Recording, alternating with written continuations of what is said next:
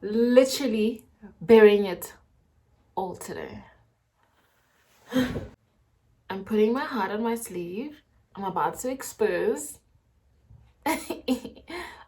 myself being vulnerable. So grab your tissues. This might just get a little messy.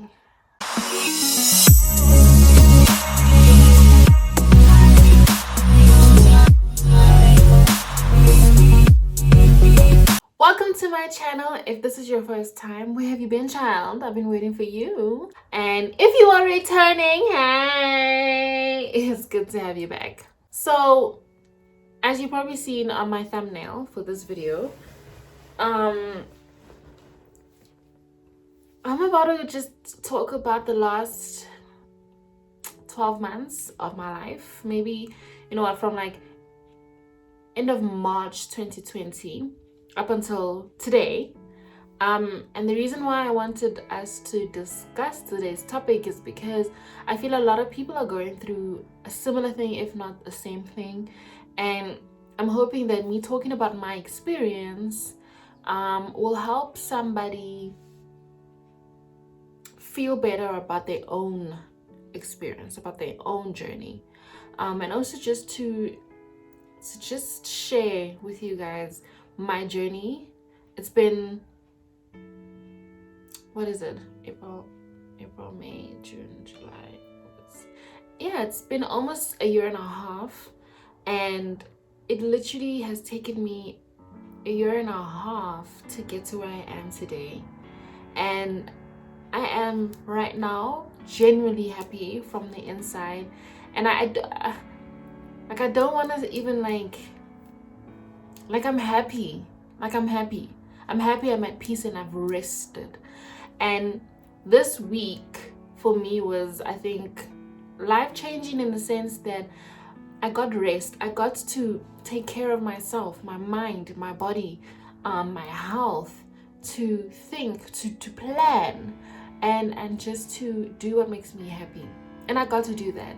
And this video is actually inspired by this previous week that I've experienced. And I felt how many people are going through things and they're going through it alone, or they don't even know where to start, what to say, who to talk to, what to do. Like, there's a lot of people going through that, a lot.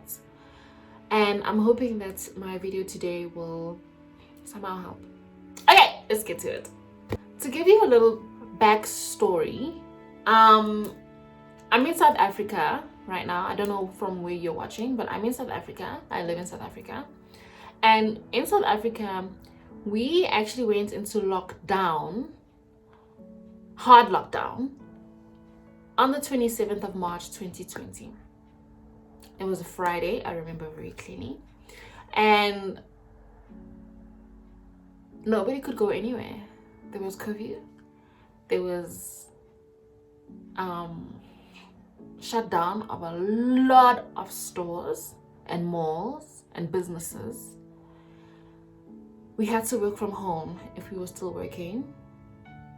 And I remember it being quiet. Whereas right now I can literally hear cars on the roads. I heard nothing, like zero sounds, apart from obviously the birds outside my apartment. And I don't remember thinking, oh, I've never experienced this in my life. I've never. I think a lot of us have never experienced this.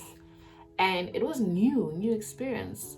But from the beginning, a lot of people, including myself, we were psyching ourselves and hyping ourselves up to not break down. Because now you are indoors. You are confined to your four walls. You only have the food in your fridge unless you do go out to get more food, and that's the only thing we could get, essential items.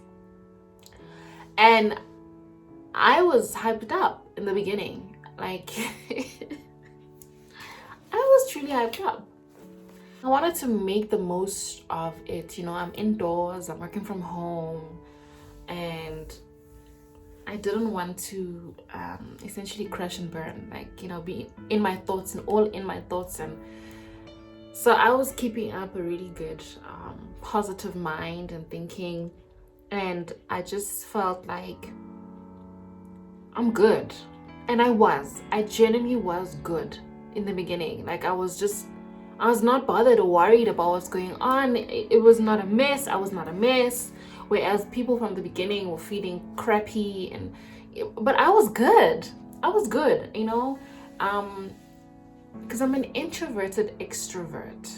So when I'm outside, child. I'm outside.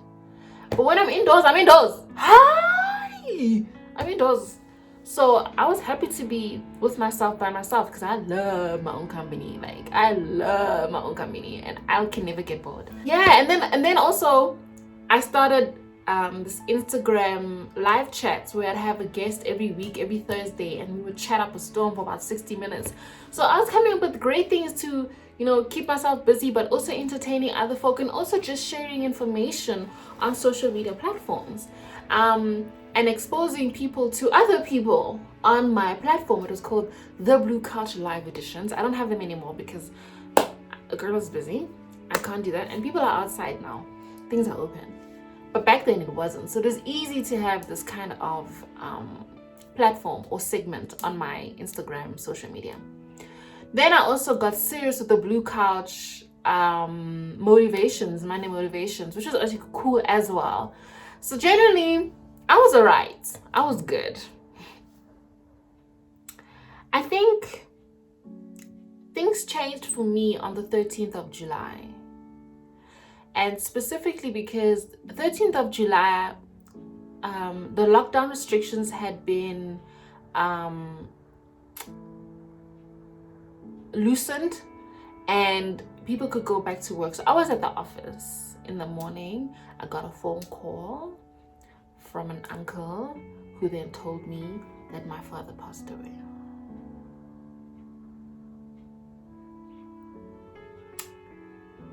I think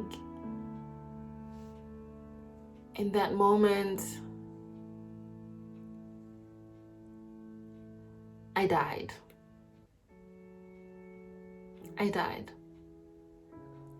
But I couldn't die fully, because I was at the office. So I needed to somehow get home. I needed to get to my sister. My first thing was like, who's telling my sister? Who's telling her that our father passed away? And crisis management. The crisis management characteristic or tool skill kicked in. Now, when there's a crisis, I do not fall apart. I cannot, because somebody has to hold the fort. Somebody has to take care of business. So I jumped into crisis management mode, and I called my mom. I told her, okay, this is the deal. My dad passed away, and she instinctively just also decided to leave her workplace. And she's like, okay, let's meet this place, let's meet at the hospital, and then we'll go home. And I was like, okay, cool, I don't mind, as long as during the time now and when we get home, nobody tells my sister. I will tell her. I don't want her to hear from anyone else, because now I did not hear from the hospital. I heard from someone else, someone I didn't expect, and someone I don't really know well. So I felt like, no, I don't want that for my sister. And then so I left the office after crying a little bit and telling everybody what's going on, and I left. I took my bag and I left. There was no time to be shutting down, no time to be packing no. I took my handbag and I was gone.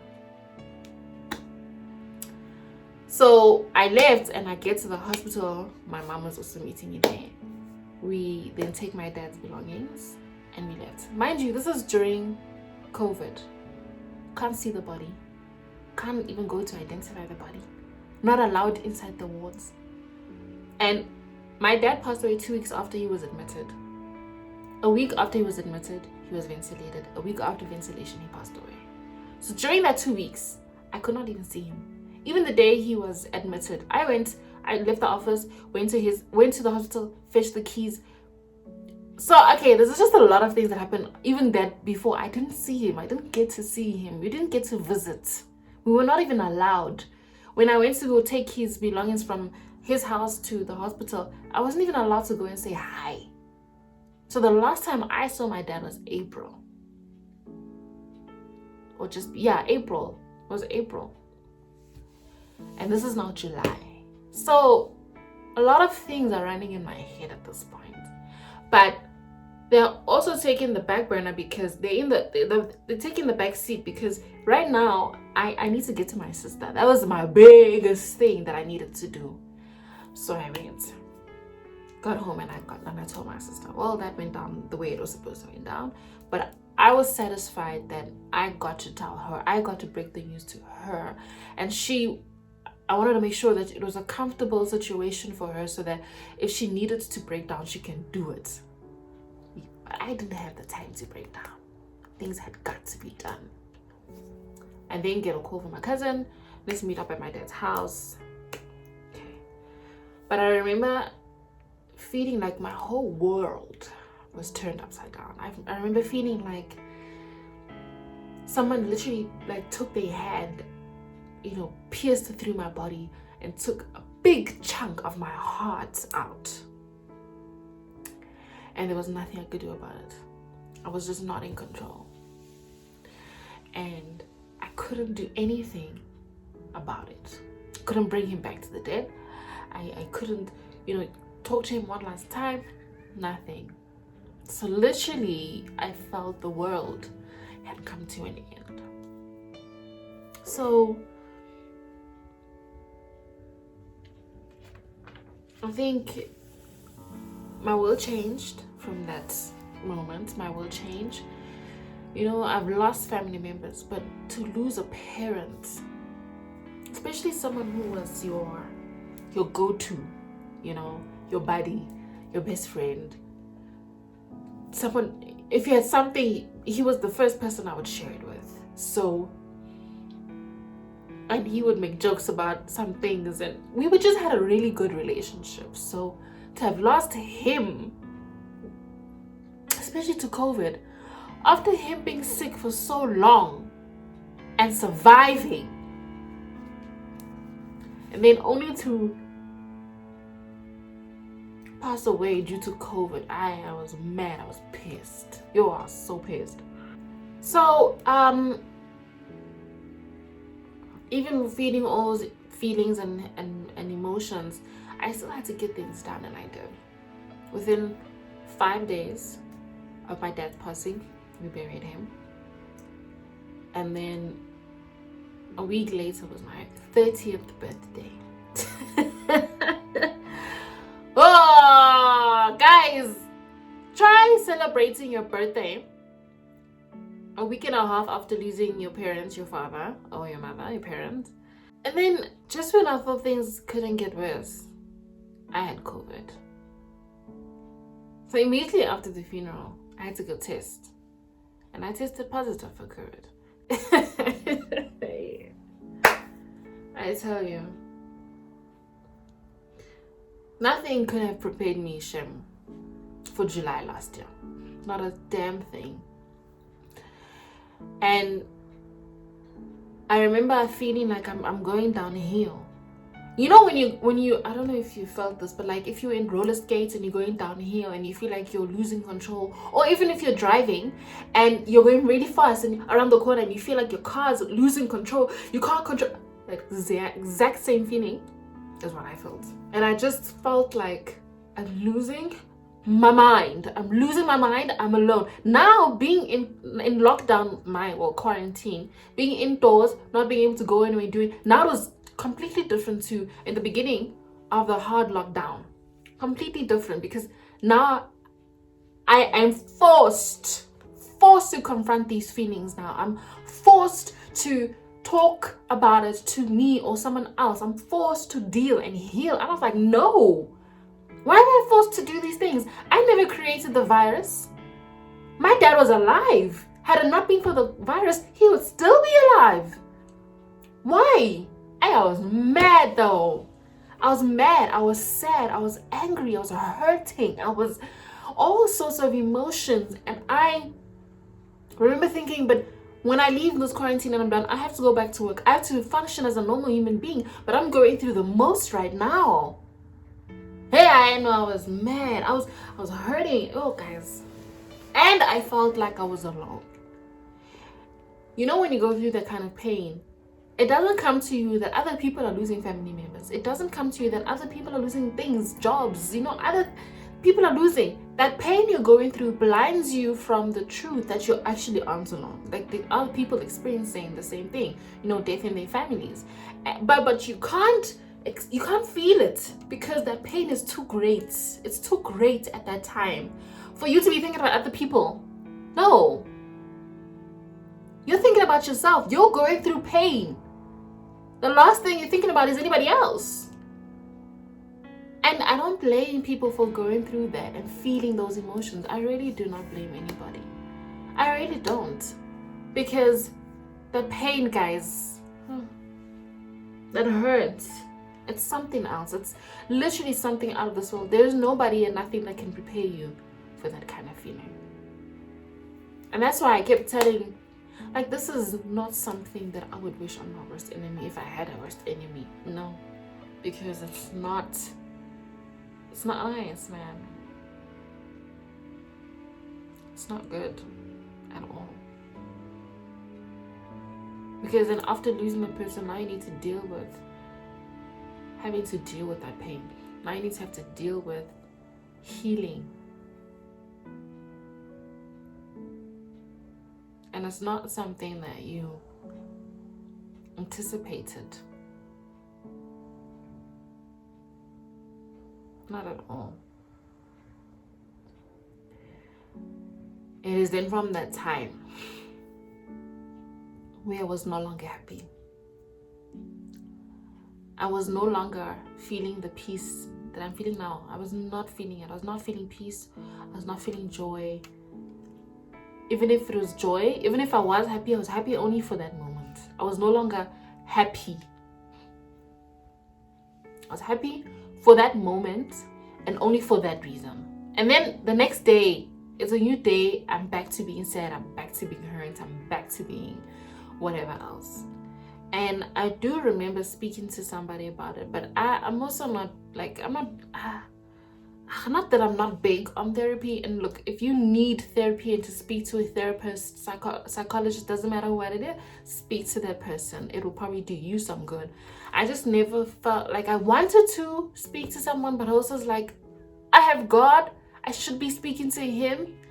And also, I don't like being vulnerable to people I don't know. So no. And I never had a proper therapist session week after week, and I just never had. I did have someone that I'll speak to on a random and would speak about that emotion, and I'd move on. Then I wouldn't speak to them again, and then I'd speak. Oh, hi guys, I was going through the most. And then there was a moment where I realized I'm experiencing depression. I mean, I was waking up and going to work, but I'd come home and go straight to bed. I wouldn't eat. I would not talk to anyone. And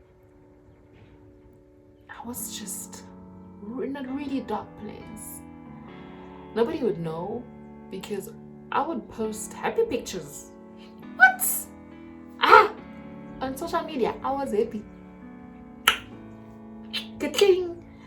But at home, yeah, in my space, I was depressed. I was so depressed. I was so down. I was so low. I was literally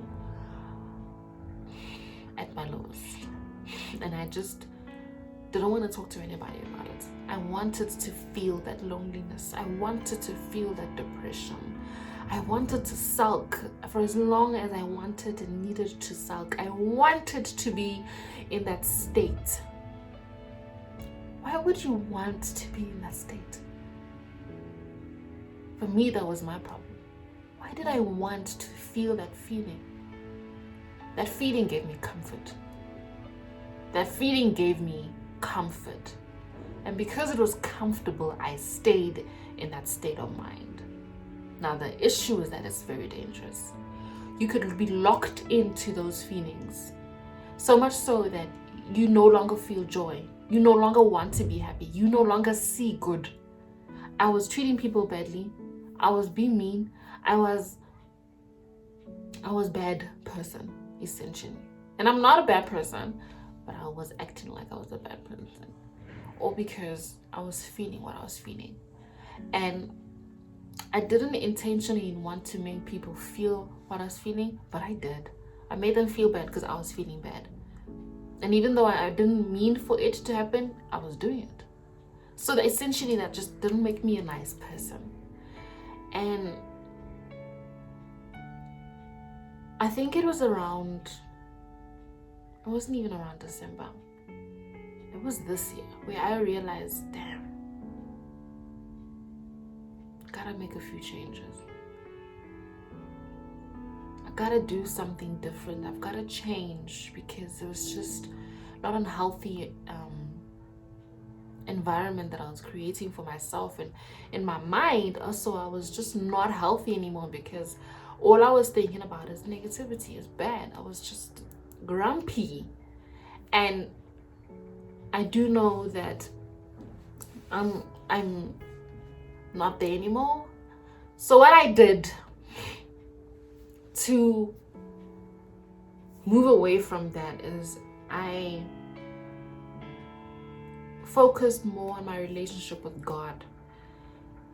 But I didn't do it in a way where I was like, okay, now I'm going to pray. No, I'll be lying in bed and I just would talk, and I would talk as if someone was sitting right next to me, and I'd be like, I'm not feeling good today. These are the reasons why, and I'd allow myself to have a conversation with God, not in a riba kashotoda, no. But I would definitely feel like I'm speaking to someone who's sitting next to me or lying next to me, and I would talk. And it's just, for me, I think that's what helped. Because the more I was talking, the more I was releasing. And the more I was releasing, the less negativity I was feeling. And the more relief I was giving unto myself. And then I made a decision one day.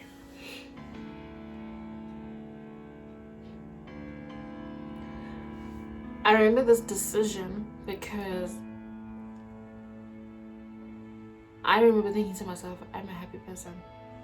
I've always been a happy person. Why am I feeling this way? And I love talking, encouraging people. And I wasn't doing that to my fullest potential because of how I was feeling. Now, you can't give people what you don't have.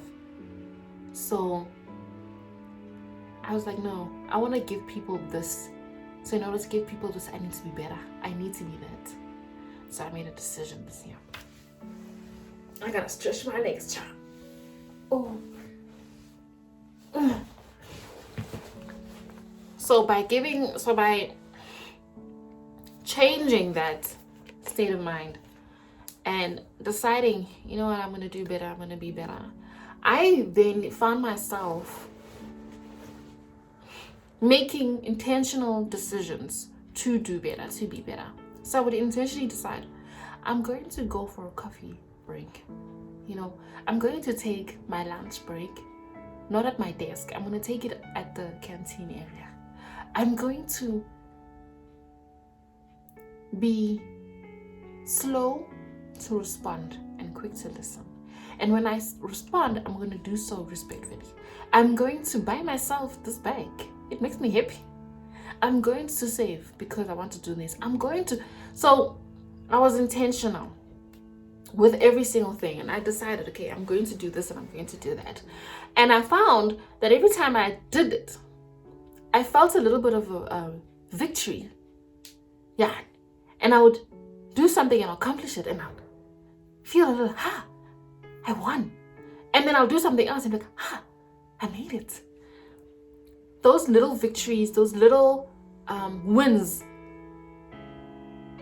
they built up, and I find myself happier because I was doing better for myself and for the people around me. So that's what I continue to do. I'm like, I'm going to get out of bed. Like on a Saturday or a Sunday, I wouldn't even go to church at the time when church was open. I wouldn't go to church. I wouldn't get out of bed. I'd be in bed and I wouldn't eat. And I decided, I'm going to get out of bed. I'm going to take a shower. Then I'm going to make something to eat.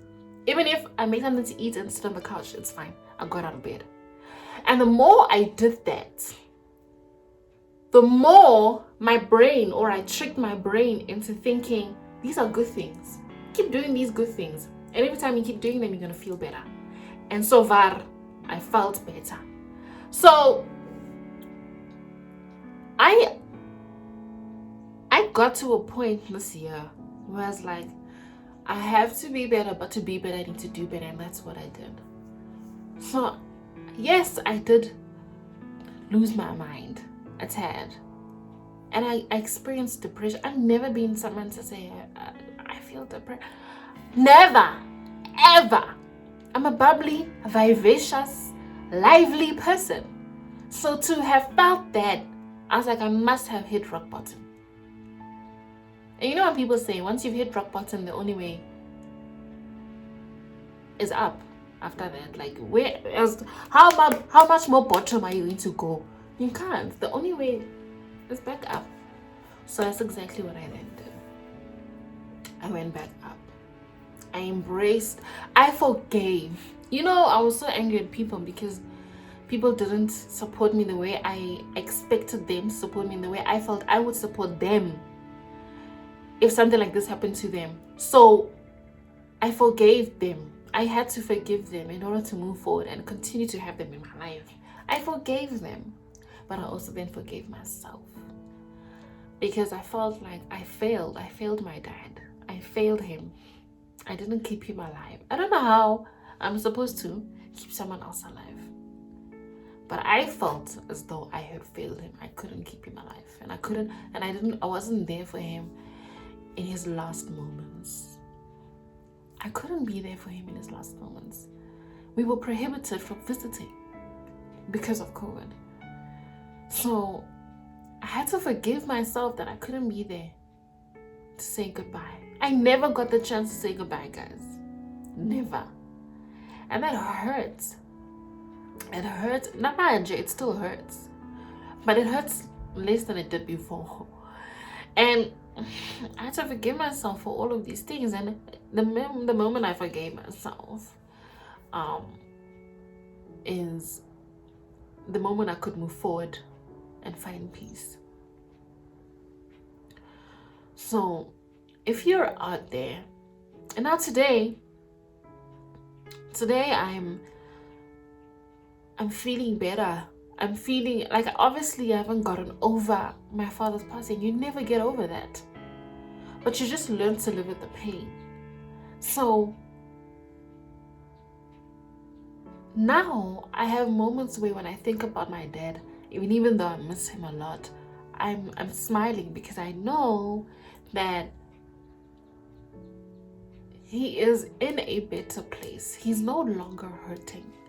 He's no longer experiencing physical pain or suffering from illness. He's sitting besides Jesus, and they're probably having a fat chat about me right now while I'm taking this video. But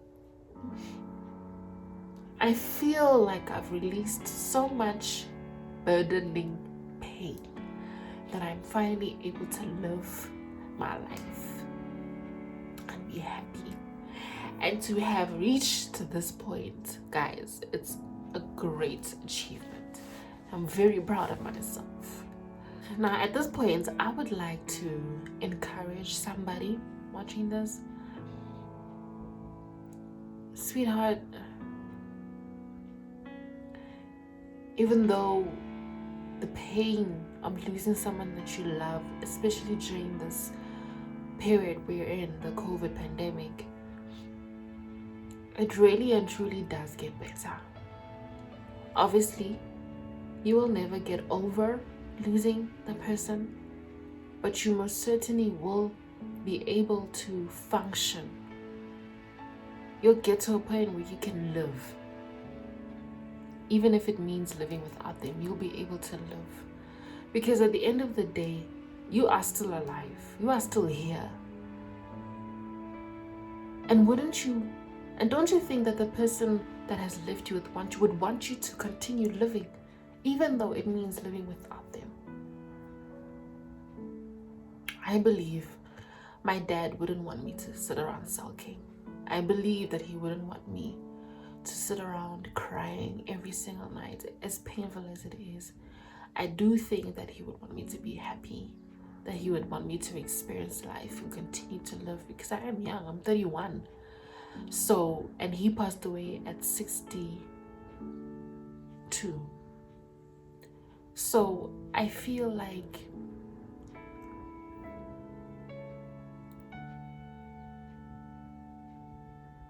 he may not be here physically with me, but he's here with me every day, in everything. I sometimes sense him in Coco, my puppy. I sometimes sense him when I'm driving. I believe fully that he will never leave me. His presence will never leave me. He will be with me even when I get married and I have my first child. You know, in each milestone, he will always be there. It may not be physical, but he will be there. So I would like you to remember that person. Don't ever forget them, but remember them in the good times. Remember them in the times where they wanted you to excel and succeed and achieve great things. Remember the good, the loving part of that person. And while you are healing, it's okay. It's okay to cry. It's okay to feel pain. It's okay. It really is okay. It is part of the healing process, which, by the way, could last a lifetime. And it's a journey. It's not a destination. So it's okay. It's okay to cry. It's okay to burst into tears when you think about them. It's okay to, want to be alone sometimes and not talk to anyone. It's okay. You need to heal the way you need to heal. You cannot be told today you must cry tomorrow. No, you need to feel the way you need to feel it. So it's okay. There is no manual on how to grieve the loss of a loved one. There is no manual, there's no steps, there's no how-to, there's no method that you can stick to or boxes that you can tick. No, ma'am. No, sir. You need to feel and experience it the way you need to. Because at the end of the day, you need to get to a point where you feel, sure, hey, I've been through that feeling, man. And now I'm no longer there. Now I'm feeling better.